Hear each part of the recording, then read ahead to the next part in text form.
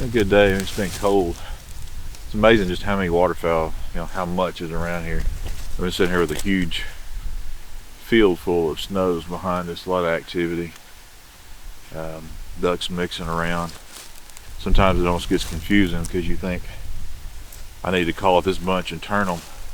And then out of the corner of your eye, you see another bunch that's right on top of you. You know it's going to bust you if you make a sound. So you have to really pay attention whenever you're calling and make sure that you don't have something right on top of you. It gets confusing. There's just flocks everywhere, but this is really cool. It's a lot of birds in the area. They love this corn.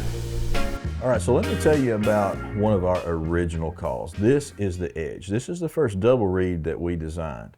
Now, when I get the question, hey, what kind of a call would you recommend for a beginner?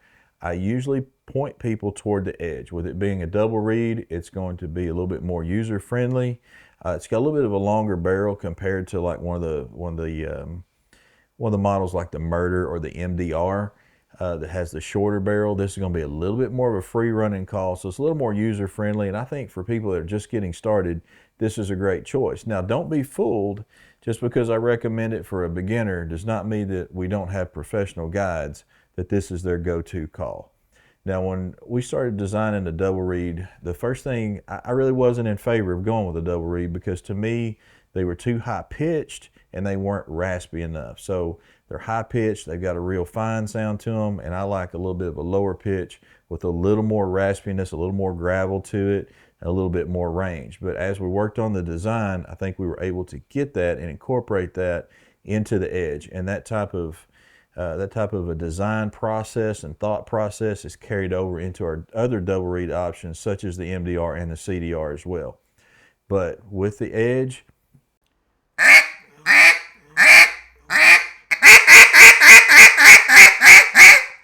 you have a loose running, aggressive style that you can incorporate. If you want to get loud,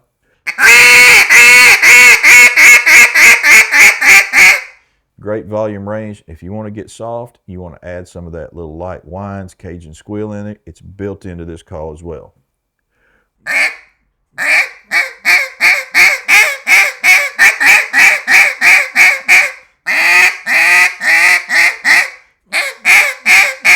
So I talked about getting to that lower pitch, that what sometimes we describe as kind of like that boss hen, that lower pitch gravelly sound.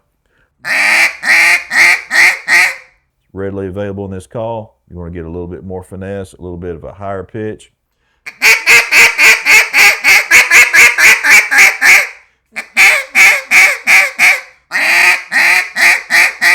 Tremendous range for a double reed.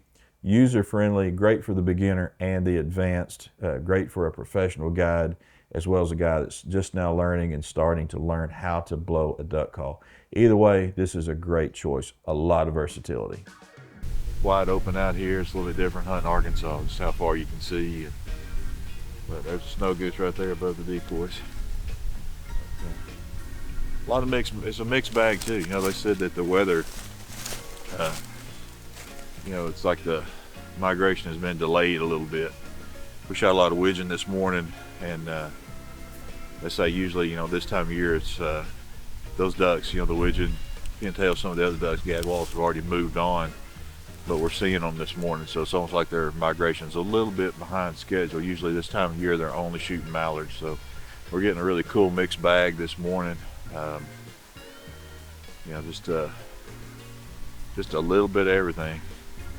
And just beautiful to look at. You see this blue sky and cold weather. Things really in Arkansas hadn't cooled. It's cooled off a little bit, but it's not cold yet. So it's kind of cool to get up here, feel a little bit of this cold air on your skin, and see all these birds against this blue sky. It's beautiful up here.